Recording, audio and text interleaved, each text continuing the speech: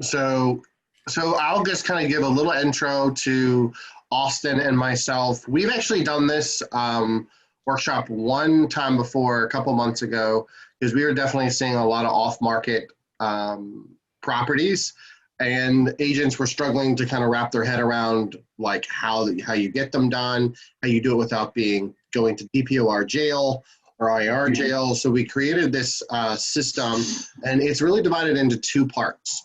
And so Austin will kind of take the back half, except for he'll chime in. I'll take the front half a little bit just to kind of work through it. But Austin is the owner and CEO of Eden Properties, which is a local real estate team. He's up to 10 people on your team, right, Austin? Yes, sir. That is correct. Two part-timers that are inactive, but 10 plus those. And so he is with Keller Williams in Richmond West. And then those that may or may not know me, oh, I see Jessica, how are you? May or may not know me. I'm an independent coaching and training company. I'm not affiliated with a particular brokerage, but I have been a licensed real estate agent for 15 years. My wife is a buyer's agent on a team. My whole family's in real estate. So we've kind of created a system of off market because we've been hearing a lot of like, we have low inventory. And I want you to, I would say, think about that a little differently. I'm a big mindset guy. And one of the things that I personally think is what you put out there is what you get. So if you're saying we have low inventory, we have low inventory, we have low inventory, we have low inventory. Like we just attract what we put out there. So what Austin and I and a lot of the people that I coach is we're looking at the numbers. So one of the first things, we have awesome vendors that kind of support us, but one of the things is I want you guys to see, and you may look at this, CVR MLS puts out statistics every month, but this is actually for the first quarter. So you may or may not see this, but closed sales for January, February, and March are up 12%. 12.8%. And if you think about that, that's before COVID. Like that's kind of right when we shut down and then kind of had to rework our business. New listings in first quarter are down by 13.4. So I am a simple guy think of it like a loaf of bread at the grocery store. We had, you know, we have more, we're selling more bread than that's on the shelf. And a lot of that's coming from the fact of off markets. You probably are seeing for sale by owners. And I have I could rant for 20 minutes about new construction taking a huge chunk of the inventory, and not necessarily in a good way because our commissions aren't always attached to that new construction because the consumer is going directly into the sales model or whatever. But I want you to think about if it truly was we had low inventory, we wouldn't be having the increase in sale. So there's plenty of houses to sell. We just may have to get more creative. And it's not going to be setting a buyer up on a portal and expecting that portal to just say, hey, this house is listed in Summer Lake and we can see it on Friday. You guys, I'm not preaching, you guys know that. But I think the agents that are investing in alternative process and systems to sell properties, you can see that there's still plenty of money to be had, families to be served, and listings to attract. So that's the bubble or the framework of what I want to talk about today with you guys. And that's what Austin's going to kind of talk to. Austin, what's your take on kind of this inventory? You and I talk about that a lot in our one-on-ones, but what's your take? I think you hit the nail on the head. I think the way of selling houses nowadays is different. I mean, you're not, and I tell clients this constantly, you can't just plug in into any search engine. It's not about who has the best website or whatever. Yeah, Zillow, Realtor.com, MLS, it doesn't matter anymore. That data is caught up enough to be within, 48 hours of updating, but at the same time, things are selling quicker than that. And so if you wait to see, I actually jokingly said to an agent this morning, I said, I don't know why I'm even bothering looking at new listings. I should just be looking at days on market 10 plus. And there's some truth to that. And so I think you have to think a little bit less traditional when it comes to finding options for your clients. Yep. And when we talk about off market, you actually don't use the word off market. What terminology do you use? So I call it a private sale. And really I try to create this scenario. You have three options to buy a house. You're buying resale or a used option, and that can be on market or off, and that's going to be a private sale. You can buy new from a builder, which I equate to like buying a new car off a dealership, and then you can try to buy land and build your own, which we try to caution people away from, especially right now. But regardless, yeah, we bring up that private sale a lot because we try to focus on the fact that we know who's on the other side, whether we know the seller or the agent. We know the person on the other side. We oftentimes, when you're putting in something online and an MLS, we can't control that. We don't know the person on the other side. So it's going to make communication harder. And the other thing we talk about is wholesaling in off market, or if you want to, private sale is not the same thing. So wholesaling versus off market, what do you think, Austin, before we dive into the kind of the nuts and bolts of it, what do you think the key difference between wholesale versus this process of private sale / off market? Yeah, I'm really glad you said that, because that is probably the most feedback we get, or at least the biggest hurdle to get over, is there's that negative connotation with off market. So for example, off market seems to mean, oh, it's a fixer upper, or it's priced too low, or if you're on the seller's seat, I have to give my house away in order for it to sell off market. The difference there, the primary one for us, is a private sale is still market value. If it's not market value, meaning price wise, it's because there's some other contingency involved. Either they need an extended rent back, or it does need some work or something like that. But more often than not, when we're looking for these off market, we still want to push that envelope, push that market value. So. Cool.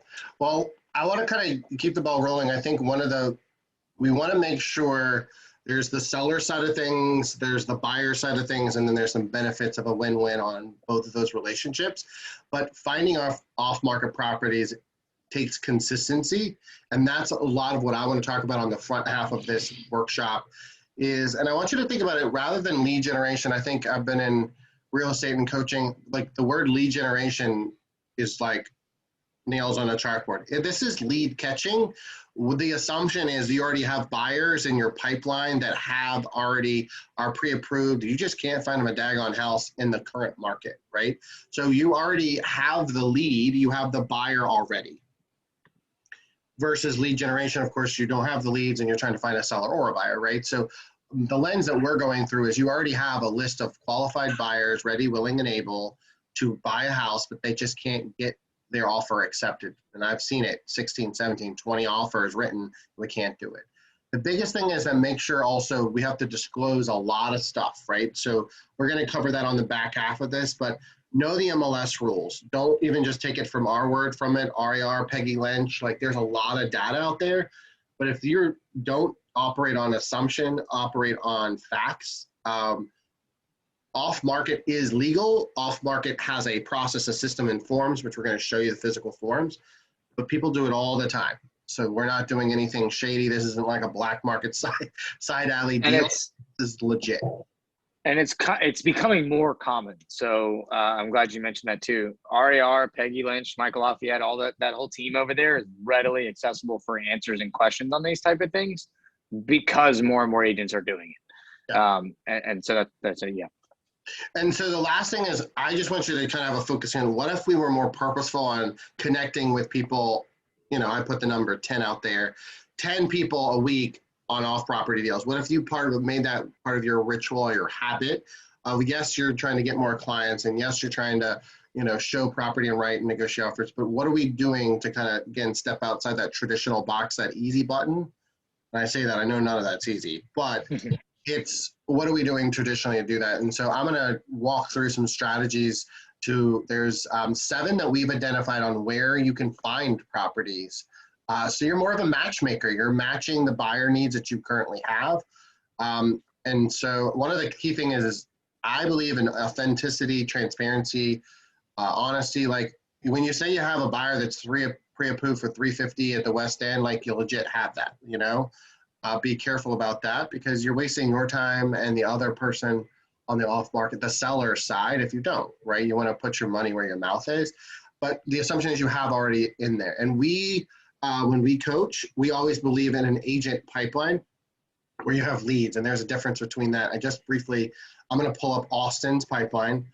There's a lot of leads in there, but we're going to kind of drill down in there. And it's, none of them are perfect, right? But I think the first thing is you got to know what you have in order to be able to make sure this process works. So pulling up his team pipeline, what we coach to is we have listings are separate, and then we have buyers at a separate column. And if you'll notice, we rank them by A, B, and C. So the first reason why we do this is that we know what we have in inventory possibly coming on the market for our sellers, right? You're playing matchmaker. So you can see 1, 2, 3 properties that Eden Properties team has that's going to come on the market soon. So what they're doing in their team huddles and in their conversations with other fellow co-op agents that they have relationships with is they're having conversations about these properties, right? And then the biggest thing is these buyers. So we have all these buyers. I think they have a total of, a lot. You have 70 buyers leads. They're trying to play matchmaker. These B's and C's, they're trying to figure out a way to do that. So the first thing I would, if I were to coach you guys, is make sure you have something in one spot where you can really start to play matchmaker, because if not, it's just going to make this whole system harder. And Austin, you've only been using a pipeline for 4 or 5 months now. Like, how do you think it's helped you connect with your people to make sure this off-market system is more efficient? I think the biggest thing is, and it's funny you mentioned that, because I've always done a very old school way of a pipeline for myself, a little piece of paper for my own personal business. And so this has been really enlightening, for a team leader's sake, because now I have exponential opportunity to play matchmaker. It's not just my people. And I tell my buyer's agents that all the time, is the listing agents at the top, a lot of our prospecting, a lot of our marketing, our attempts, some of the things we're going to go over today starts with that. It starts with a buyer need. So it creates efficiency probably more than anything. Yeah.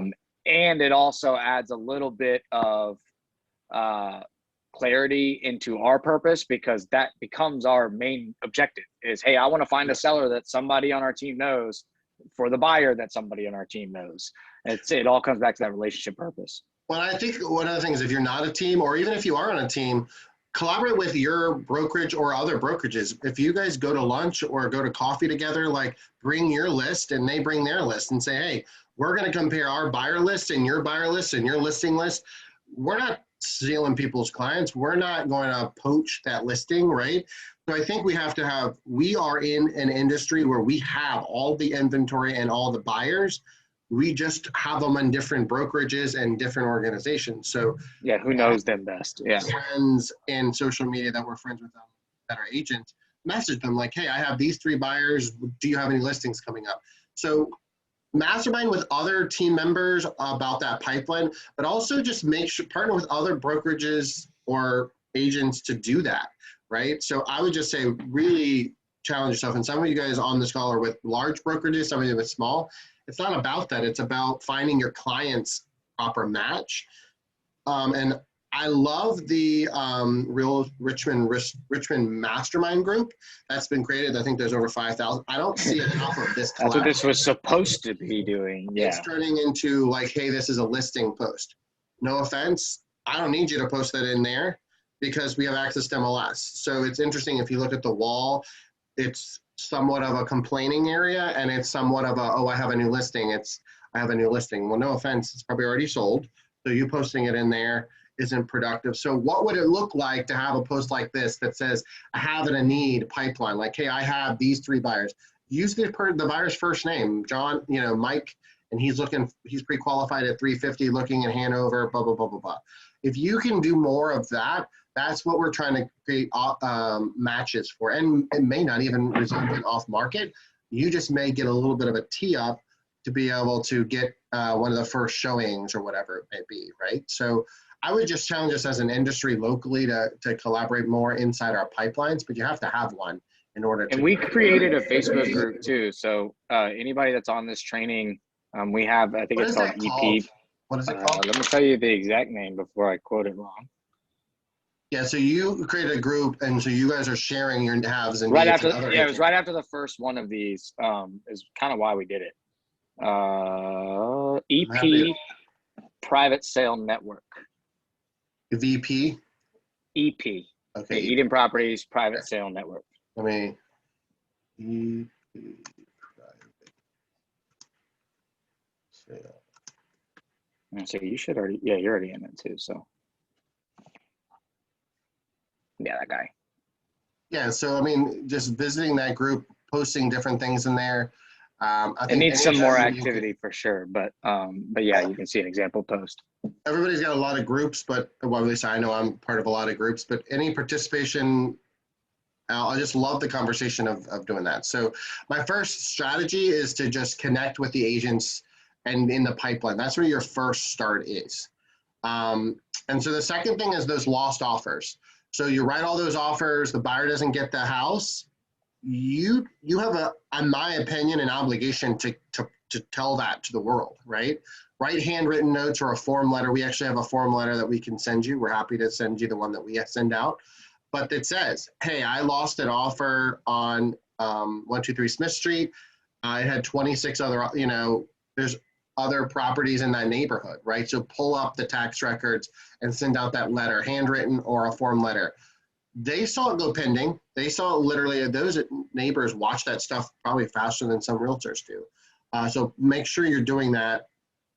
And we have what we call Mojo, which is Mojo sells in our coaching where we give it to them for free, but it's like $59 a month. So mojosells.com. And so if you create that account, it has a neighborhood lookup, and it even gives you their email address and their phone number, and it's scrubbed against the do not call list. So what would it look like for you to email everybody in the neighborhood, or text message if they're not under the do not call list, or a handwritten note and hitting those mailboxes, right? So, and if you're writing 4 and 5 offers with the same buyer, that's 4 or 5 opportunities to say, hey, we just missed out. What can we do, right? So I think we can turn lemonade out of lemons if we really think about it. And we're pissed we all are, when we don't get the offer accepted, but we're trying to keep that residual. We're trying to create more dominoes to fall, even though it's obviously frustrating for the one buyer. So second strategy is all those lost offers, keep a system in place for you to do that. And this is an example of what I showed, what I was verbally telling you about Mojo. Literally, it's $60 a month. We log in, there's a neighborhood search. I pop it in there, and I can do a quick snapshot, and it tells me their email, their phone number. And some are right, some are wrong. But again, there's more consistency in that than if you didn't do something like that. And I know, Austin, you do this a lot. You got now a system. Like, you're like, this is what the note says. This is what the letter does. That's just a concept for you, right? Yeah, they just sit, they're pretty much pre-filled in, and I just address them and go. So I have piles around my office of sporadic letters, but disorganized chaos. Well, it's a system. It doesn't have to be, a government-run system. Yeah, right. And well, and that's the idea too, is that, I have a lot of templated stuff. So a lot of it is taking some of that repeat business out of it. And so it is a lot more of the fun stuff, which is finding the addresses. Yeah, so this is an example of Austin's handwritten note this is to his past clients' database. So this is actually kind of taking it to the next level. His database knows that he's constantly saying, hey, we have high demand, and we have a lot of buyers that need matchmaking. So he does handwritten notes to his database. But this is a letter, and I'm happy to send this to you. It's a Google Doc that we've customized over the last few months. And it actually says exactly that. Hey, I'm not looking to list your home. It's very clear. This is not a solicitation for that. It also has a disclaimer on the bottom of it. It says also, if you're working with another real estate agent, that's awesome. We just want to be connected to them then. That's fine. We're not trying to go directly to you. If you have an agent, we're happy to connect and work with them. And we talk about someone's, and then we give our buyers in there. We don't put their last name and their contact information, but these are approved for this price range. This is what they want. And that's a little snapshot of what the buyers we need, right?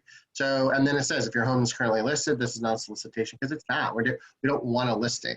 Austin's gotten large enough where he has a second page. Like, that's how many buyers you have. Then it's interesting. Don't just put what you think is in that neighborhood, because their mom might have a house on the other side of town that was thinking about selling, right? And I actually intentionally limited it down to only 4, and probably more often than not, they're not in the area they're going to, because I'm trying to create that conversation. Because some people see this letter and they're like, I'm not reading that, but they might jump down to the graph where it says the buyer needs and go, oh, that's not mine, throw it away. But they might also go, wait a minute, who do I know? Because they're not getting any other of these. And so that's the whole point of it, is you're trying to stand out, and because you've said, hey, I want to know your agent, not just you, that's going to make it a lot easier for them to pick up the phone and call you and say, look, I do have somebody in Goochland that needs. If you're a real estate agent that you love and trust, we'd be happy to communicate well through them. With your permission, we can arrange a private tour of your home or with them, right? So it's, again, very transparent. We're not trying to hit somebody over the head and make them buy or sell with us. We just want to be the matchmaker for our buyer, right? So I'd say that just connecting that dot and getting that system to where that letter or that handwritten note is just so automatic, so you don't have to keep thinking about it. A lot of times these handwritten notes are pre-written, honestly. So, all right. So kind of the next strategy is kind of going back old school. I would say as a coach, I don't coach to FSBOs and expireds at a high level, but I know 10 years ago, that's what I did, right? Because that's how I kind of built my business. But I would say there is an opportunity to pull from that, though. Going into those, pricing's hard right now. If you're a listing agent, you're kind of going in blind. I saw an agent that connected on social media saying that, that's a good question, Charlie. Let me kind of work through that in a second. But one of the first things I would say, what am I doing here, is kind of go through those expired listings and see. I would send them a letter regardless, and maybe, because a lot of times we're not pricing things correctly because with our pricing, it's so hard right now. And a lot of times sellers are, they're getting extra greedy. So they're putting another padding of 10 or 20 grand. And I'll be honest, if I were a coach, I'm like, take the listing anyway, because we don't know what the market's doing. But so we're seeing where if it is expired, it could be overpriced, and the condition could be not at the best that it could be. And if that's a perfect candidate for what Austin was saying, kind of, and Austin, you were kind of saying it also allows you to test the price as well. What do you mean by that?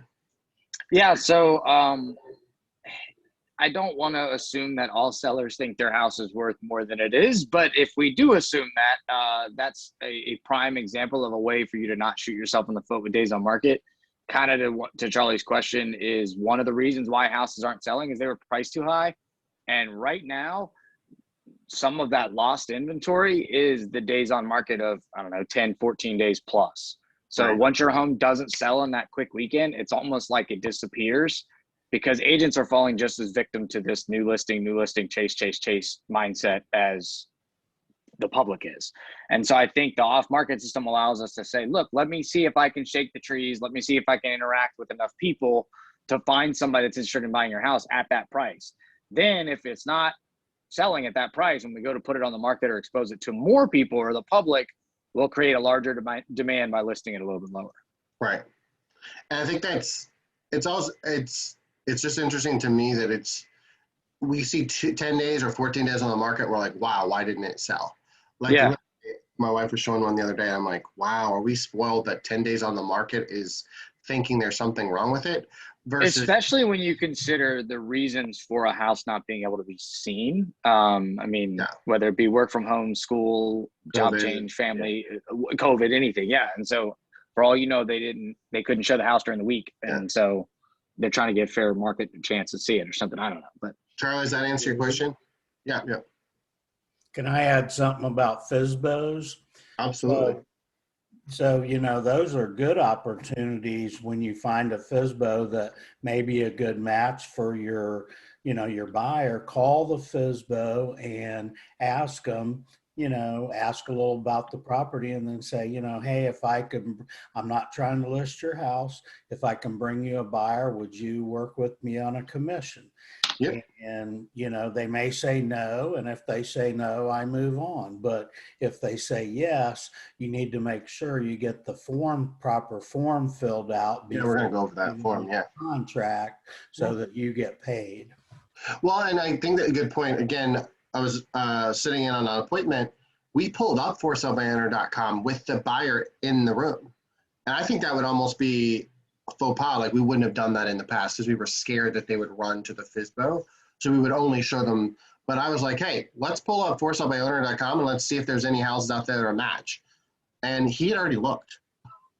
He was secretly already shopping it. But I was like, let's just rip the Band-Aid off. Let's look at it. He's like, there's only 4 houses in this zip code that I want. I already looked at forsalebyowner.com and none of those are a good fit. Because if you don't call that out now, buyers are not, and I love buyers to death, buyers are not as loyal as you think. We see a lot of times where they're dropping their agent because another agent says, oh, I can get you a house faster, right? Or I can get you in a house or a FSBO. So I think we're coming to it, like, just talk about the pink elephant in the room. We are, quote, always have been anti-for sale by owner because it contradicts, obviously, our industry. But pulling that up, being like, hey, is any of these one of those you want to see? Because I can schedule that, to Charlie's point. So I think don't be afraid of that. Use that as another tool in your resource box. It also shows your buyers you're trying to think outside the box. You're turning every stone over to see that there's an opportunity for them, right? We're not just in the MLS box. It's just interesting to me that buyers they're going to do it anyway. I'm telling you, they're going to do it because they're desperate. They're doing what they feel like they need to do. So we don't recommend doing dual agency. Every brokerage has their own choice. Every agent has that choice. It does get a little sticky. So be careful about that. I mean, there's proper disclosures you can definitely do. But our filter for off-market systems is we are buyer matching. We're trying to really match the buyer. Now, Austin, I know you've picked up some listings from the opportunity, so we're not going to like throw that option not out there, but it's not a intentional solicitation. And I only do designated. So I will not do a dual agency for one of my own clients. I feel it just gets too much of a gray area. So kind of to reinforce your point, if I do pick up a listing or something out of the off-market targeting, it's because another member of the team has a buyer to try to keep it a little bit cleaner. Yeah, that's a good word. Good. And then the fourth one is agent networking groups. Again, if we could be more interactive in our networking groups, whether it's on social media through those closed Facebook groups, you guys like have a BNI, Synapse, instead of being like doing the dog and pony show about what you do as I'm a real estate agent, go and say, hey, I have 3 buyers and these are the specific needs. Be very specific with your ask. If you're at a dinner party, we're getting back to that a little bit, right? If you're out and about at the coffee shop, be really specific with having a list of your buyers on hand, rather than they'll say, oh, how's the market doing? Like, actually, I need your help. Thanks for asking. I have these 3 buyers, and this is what their price range, this is what they're looking for. Throw that on the back of your business card and give it to them, right? So they might end up keeping it, actually, and say, hey, if you know anybody at your work, your friend, family have anything that matches these 3 buyers, on the flip side, there's my phone numbers. Let's set it up where we can do a private tour and see if it's a good fit for my buyers, right?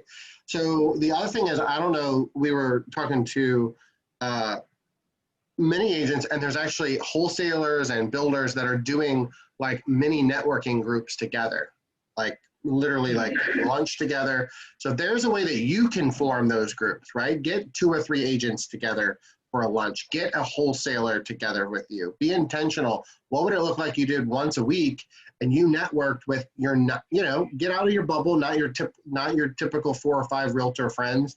Go outside of your normal cycle and say, why don't we do once a week and do a little mastermind on matchmaking of our buyers and listings, right? I think we need to trust each other a little more. I see a little bit of like, what's mine is mine and what's yours is yours. And this industry, especially in this method, that's not going to work. You're not going to be able to crack into off market if you're holding all your cards and they're holding all their cards to their chest. So definitely the 4th strategy is kind of think about networking opportunities that you can either do digitally or face-to-face. This one's often overlooked, and I honestly don't know why. Non-owner occupied homes. This is a snapshot of the tax records. So you're literally going under my search, you're putting in a subdivision name, and it says owner occupied no. That means that person does not live in that property, right? So that is a second home, that's an investment property, that's something like that. COVID has impacted rental rates and rental payments the most. People are not paying their rents like they should because they're struggling financially, because they're coming from service food industries and other things that impacted that demographic that historically rents, right? So you may have you're definitely seeing number one, investors are selling because they know the game. They know you sell high, you buy low, right? So they're selling their portfolio of rental properties because they're at the peak of their appreciation. We're also seeing they're selling them because they're not getting the rents in. And so when, they're robbing Peter to pay Paul to pay their mortgages on 6 or 7 properties, that's not a fun game that they want to play. So I want you to think about pulling tax records and non-owner occupied and having that same conversation of, maybe you're not getting your rent due to COVID. Maybe this is the time to think about an off-market strategy, right? I could put this in front of 10 other realtors that have buyers that are already ready to pay cash for rental portfolios like yours, and you got a sweet deal privately.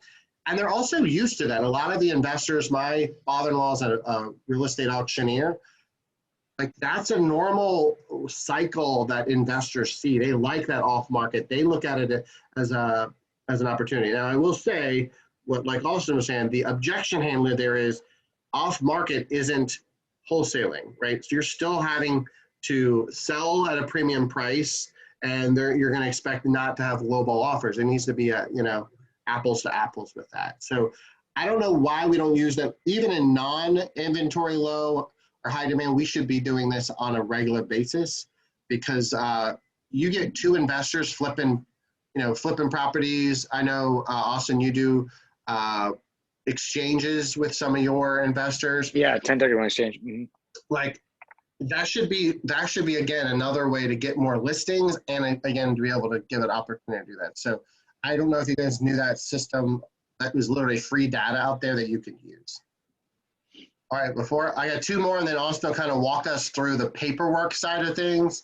Past clients, Austin's really tapped into this, which I'm happy for him to do so. Like he's going through his entire database, and you can share a little bit, but like, I don't care if they bought a house last year, he's connecting with them and saying, hey, maybe it's time to just sell this thing, right? So what are you doing to connect with your past clients? I know you wrote down, you told me a couple of strategies that you're doing in this segment. Yeah, I mean, the biggest thing is trying to be more intentional with how I reach out and when I reach out. A, intentional for the client, but B, looking for opportunities that I can provide value to them with what I know. And what I know right now is what Drew just said. It's a good time to sell. It's a sell high market. And if they're not looking to sell, that's where I maybe bring up a refinance or something to connect the dots. But one of my favorite ways to follow up right now with past clients is offering a CMA and then sending one anyways. So what I mean by that is the second part is super important to hear. Sending exactly. one anyway. Yeah. So I went back and emailed and texted probably all of my past clients. If not, it was close to all of them. And I heard back from, 10 that asked to email it. And I emailed those right away. And then what I did is then I printed off a list, and I'm going down it right now, and I'm sending 1 to 2 physically mailed to the address. And I do 1 to 2 a day until my list is done. That's the big takeaway too, because not everybody checks their email. Not everybody sees the email. That was more of a test for me, and to see which ones are interested, because to me, those people go to the top of the list. You just do a quick down quick and CMA. the down and dirty simple, right? Exactly. In 10 years, I can count on one hand how many times I've done the full one. I always do quick CMA. I highlight days on market. I highlight the average sales price, and I write call me and throw a business card in there. And that's it. And the key is to keep that moving, but make that a system, right? Where, and I'm not going to get on my high horse on this, but we're a financial consultant. That's what our job is to really tell people where their equity is going. Think about it. If you work with anybody that is in the financial planning world, they check annually how your stocks performed, how your portfolios are doing. Why are we not doing that with our past clients? Drives me crazy. Like 3 years, you should say, hey, I know you bought with me in 2018 and this is the price you paid. And as of 2021, this is what it's worth today, approximately. Now, I'm sure you've done improvements. I need to get in there and do a deeper dive. But just at the surface level, I can see you probably having a profit, using the word profit, of $40,000, Well, $40,000 could change the impact of some of their world. So why we're not doing a financial audit with all of our past clients every year is crazy to me, but this is a good opportunity to do a financial audit for them. And don't ask permission, but some of them just don't even know what the value of that is because agents don't do it. So right. Well, and there's statistics there that support it too. I mean, the average person moves every 5 to 7 years, but how often does life make that even sooner? I think the number might even be sooner now. And so if we wait or we try to say like, oh, they bought in 16, so now I can mail to them, you're going to miss the mark. And so that constant touch, that consistent feedback of just reaching out to them year after year, or month after month, however you want to do it, is going to make your numbers or your response rate a lot higher, which that's the whole point, is to have that conversation about off market. It doesn't have to necessarily be there. Well, I could just say if you're doing that extra, like if you do a home anniversary gift, like you should be doing yearly, or a card, throwing that paper CMA on there that says, happy 3-year anniversary. Oh, by the way, here's your financial update on your house, right? How cool is that for them to pull that out every year? You're giving them a pulse. Did my house value go up? Did it go down? And that's their choice if they sell or buy or stay or go, right? And also, some of you, it may be your business practice to offer a little bit of a discount, right? If it's a past client, you may shade off a little commission on the front or the back, right? That's your business choice, but that's important for them to know because they're being solicited by other agents. So put that offer out there. Like, hey, I know you bought it 2 years ago, of course, because you're a VIP client. I'm happy to talk to you about my, private off sale or discounted commission because you're a loyal client of mine, right? You don't have to put the percentage or number in there, but remind them that they're kind of in your VIP club for a reason. So, a quick little tip that I do on that too is I'll offer to pay for the appraisal, or give them $500, et cetera. But essentially, that it guarantees that you're not trying to undercut the market. You're giving the value by affirming that the appraisal is going to be there, and then B, I mean, $400 to $500 to pay for an appraisal. Most of us are saving that without having to pay for photography, a sign in the yard, and absolutely. some of the time to put that listing in MLS. So it comes out like you're actually saving money or coming out in the green, so to speak. And the last one for me, and then I'll be Vanna White. I'll kind of go through the rest of the slide deck with MSC talks. But social media, we are doing so much about talking about buyers. We keep saying our listings are selling in 3 days. I don't know who thought that was a good idea. I find that that's discrediting our skills. Like if we literally are putting a listing on the market and it's selling in 24 hours. That's why FSBO's good. Consumer filter thinking, did they do anything to earn that commission? What did they do? Did they literally put a sign in the yard? Let's just be honest. Yes, that's what we did. So we're creating a compounding interest of our own problem. So I would challenge you to reverse that conversation. I understand the methodology and I coach my clients to do that in a different angle. So think about posting things on social media that more of questions about seller-based things, right? So I have an example. How many years have you owned your home, right? Simple. Like, what is it, 6, 7 words? Like, that's a simple post. And then when they comment on it, you private message them and talk about, hey, I'm happy to give me your address. I'll do a quick CMA for you, right? Or, hey, we do what we call a private sale and I have 6 buyers ready to buy. Maybe we can do a little matchmaking and make it a win-win for you guys. Like, it's at least that post is going to start to have some good organic conversation versus, oh, I sold a house in 24 hours. The second one is big. We've all been kind of cooped up in our houses for feels like 20 years because of COVID. If there was a feature you would change about your current home, what would it be and why? Right? There's certain things we love about our homes. There's still stuff that aggravates the shit out of me about my house. I built 3 new construction, and every time I build new construction, I'm like, man, why did I put that there? Oh man, I wish that door was over there instead of there. Like, even when you build it from the ground up, you still, once you don't live in the house until you physically function throughout the day. There's stuff we love and hate about it. Is that an opportunity to give them a contractor and say, hey, you want a larger deck? Contact my deck guy. He'll get you twice the size of the deck. Hey, you want your open floor plans just driving you crazy? Maybe it's time to put a wall in and some doors up. you know, little things like that. But this is a private message, and I'll send you this slide deck. Being really intentional, like we're also saying, like we're specifically saying, I have a pre-approved buyer at 350 to 400. If you know anybody looking, like that should be happening with a lot of your friends through social media, not on public posts. We should be, I have a goal for a lot of my coach runs to do 5 of those a day. Just 5. And it's essentially you cut and paste that same thing. You cut and paste and you find 5 people on your Facebook and you do 5 a day. You'll be surprised. They're like, no, I'm not interested. No, we're going to stay put. But my sister was just talking about selling her house, right? So what if you did 5 a day of a private message, and it's that kind of specific language there? Can I add one thing to the social media? Please. So I read this morning. I do not have the exact source. I want to say it was NAR, but 80% of millennials / first-time homebuyers receive drip campaigns and or properties from at least 3 agents. And so the point of that is the more specific you can be, the more likely you're going to stand out. And so too many of us agents are falling victim to just listed, just sold, or this is how many houses sold, or this, or we have buyers looking, who do you know looking to sell? And it's too generic. So it's just getting breezed over just like we do on social media. And if that many of the potential buyer pools are hearing from multiple people and they're all sharing the same, in this case, bad image, it's compounded interest, like what Drew was saying. So being as more specific with what you're asking, whether it be publicly or privately on social media, has increased our team's return at 10x. I mean, it's not even worth looking into the numbers. It's stupid numbers. Well, and another thing we've actually coached to is doing a video text rather than a physical private message.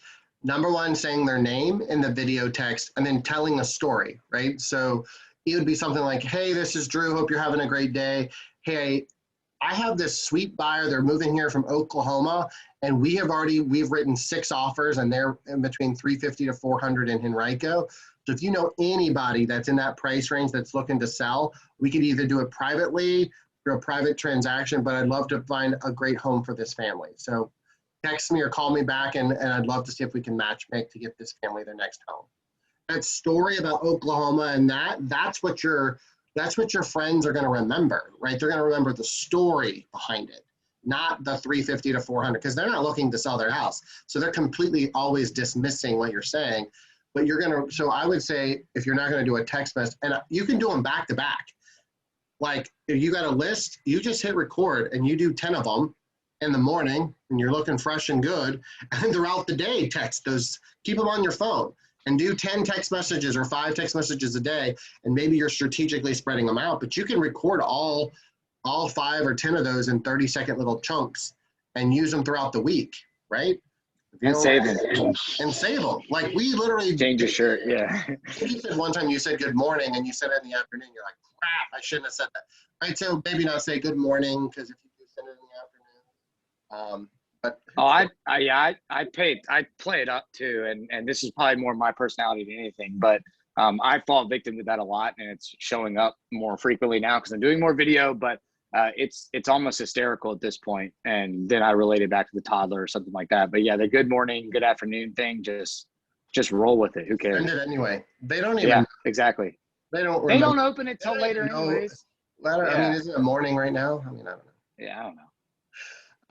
So kind of the one thing is the sellers need to be, I think flexibility of time tends to be, we always think it's price. They're getting like 20, 30, but sellers are freaking out because they have no place to go either, right? So that's the off-market system helps that the most, because you could keep the seller in there for a decent amount of time, and the buyer gets the property at least, but the seller can get a little time to get their sea legs underway there. So so I would just say that's something that's important. So we're going to walk through the documents that you need to keep yourself legal and compliant. You can take a screenshot of this, but these are the forms. We know what the standard listing agreement is, so we're not going to beat that a dead horse. You still have all the proper disclosures you're going to have to do for that. You still have summary of rights, lead banks, like none of the forms change on the listing side, but there is this form that I honestly didn't know about, and Austin uses it religiously. It's 145 is did you see that MLS, that CBR? CBR 145 is the listing opt-out authorization form. And so, Austin, walk us through this form. Yeah. So one thing to note, and it's in here in bold, these do need to be signed by your broker. And so before you just go running off telling sellers about this, make sure you've had that conversation with your broker. I've seen a couple posts recently in other groups about that not going as swimmingly as it probably could. But the big takeaway here is sections 2, 3, and 4. 2 is that the property cannot be publicly marketed. This is something that's especially important when you're talking to the sellers, because no sign is going in the front yard. You're not going to be posting a picture of their house that it's for sale on any social media or any sort of website or something like that. Now, communicating about the property, I know you guys saw on that EP sale network where I had a little one-pager flyer. You can create a little one-pager and then share it in private communications. And in fact, I recommend that. So because you don't have an MLS listing to share, you can create some sort of graphic, and then that can be emailed, texted. Yeah, exactly. Thanks, Drew. Emailed, texted, etc., or posted, but only in closed groups. And so that's a kind of a quick note there. This kind of leads into section 3, which is where we're going to disclose that you're not going to have the same exposure. That's just the sheer law of averages. If you're opening up to the public, more people are going to come through. If you're not, less people are going to come through. That's also partially a pro of this system coming off of COVID. We talked to a lot more sellers that didn't want as many people in their house. Lastly, number 4, this is where you have the options to be as specific as you possibly can for why you're doing off market. I typically will fill in B and D. The reason why is D is further written notice. That kind of gives you the option. But B is oftentimes I'll list out specific services if that's what we're waiting. So the most recent one that comes to mind was a seller was waiting for the school year to end and they were waiting to hear on a job change. So I wrote do not submit until further notice. And then B was the services were update on job start date and school year ending. Just to make it extra clear for everybody that we're all on the same page. Any questions on that, or Drew, anything to add? That's well, and pretty also much it can automatically flip to MLS. Like you're not putting in MLS, but then at this date, it then can go in MLS if you don't. Correct. Which I love that, because you already have a listing agreement and now you have this opt-out form. So let's say we're going to try it for 10 days and off market. So today's the 29th. And then say May 15th, it's going to flip to regular MLS by May 15th. You can put that in this form.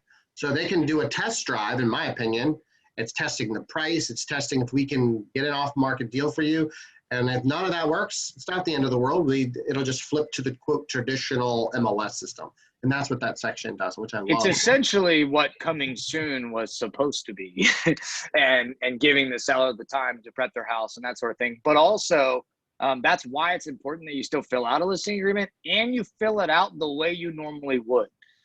This is something I see a lot of times because there's sections in there where you can waive publicly marketing it or waive a lockbox or something like that. I still fill all that out.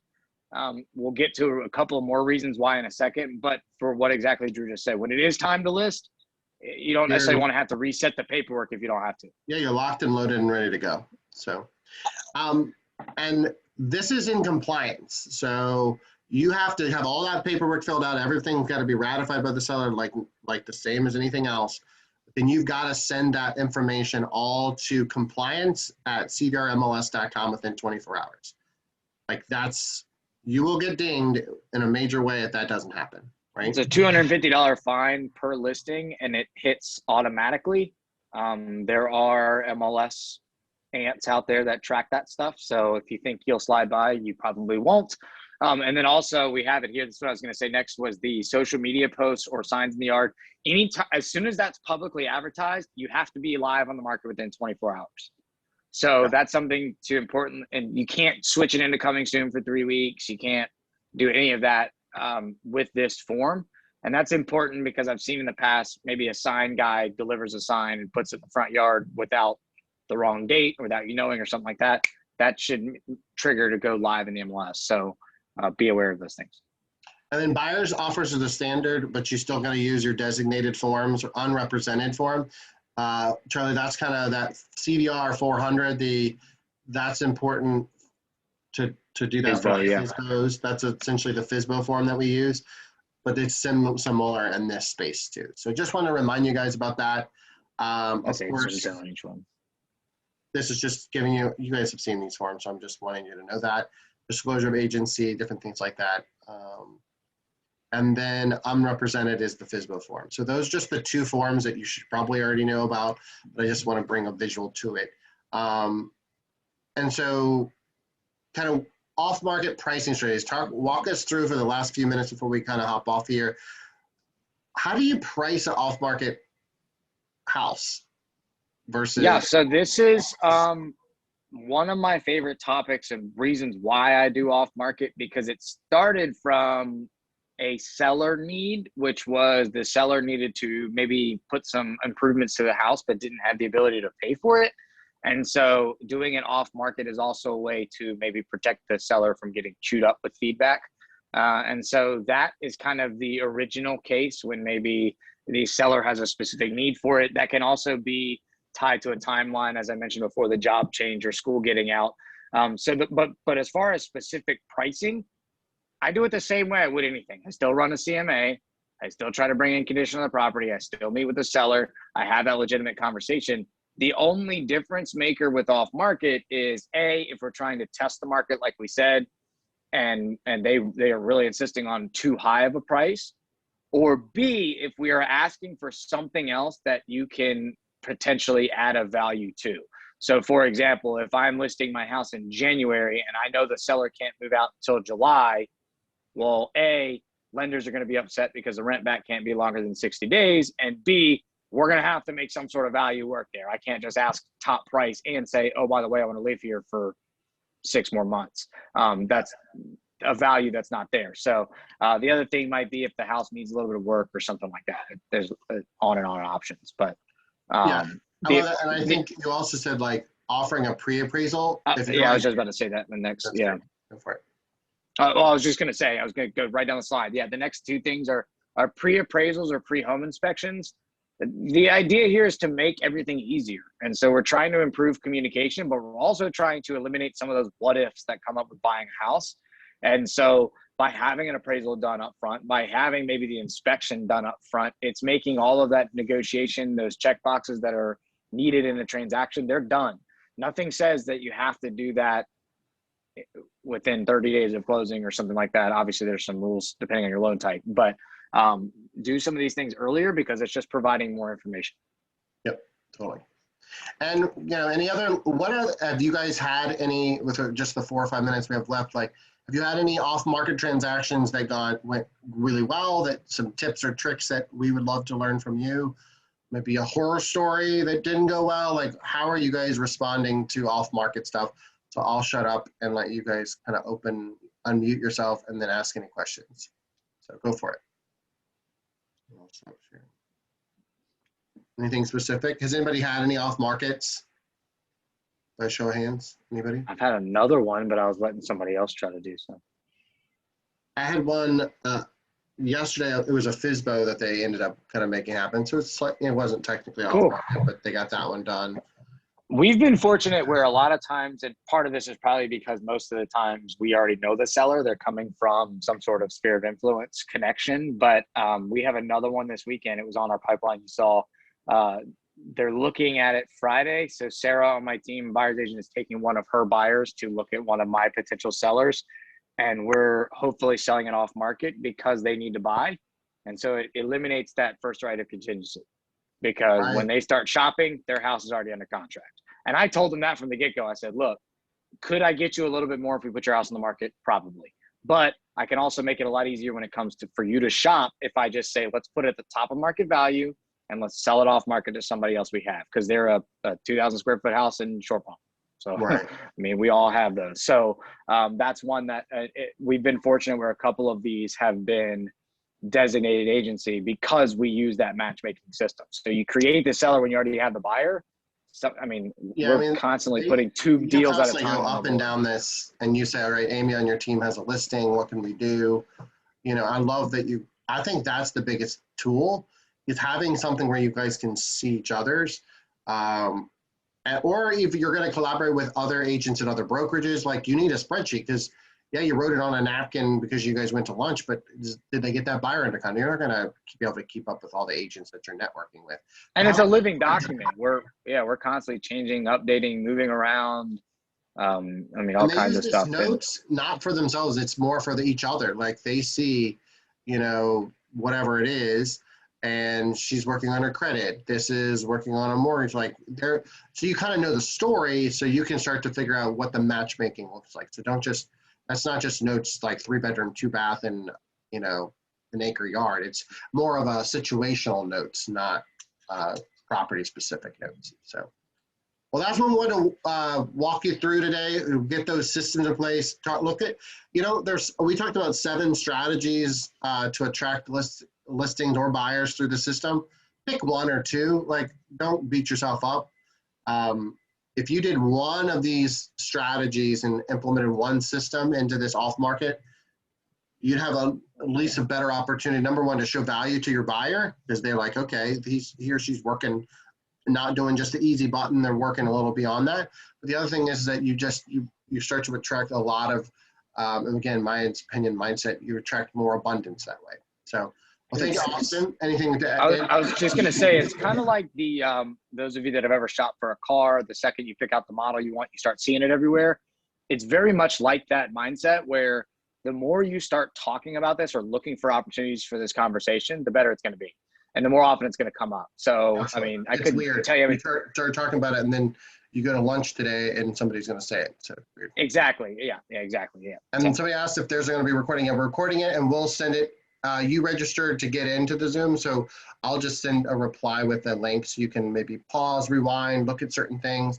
There's a couple documents in here that we have specifically. If you want to have access to those, we'll send you a copy, so you don't have to reinvent the wheel. We're happy to send that. All right. Well, thank you guys for your time. I know it's crazy out there, but just kind of think differently and, you know, keep putting one foot in front of the other. Bye, Thank you, guys. Thank you. Bye, Austin. Thank you very much, sir. Thank you. Okay, bye, guys.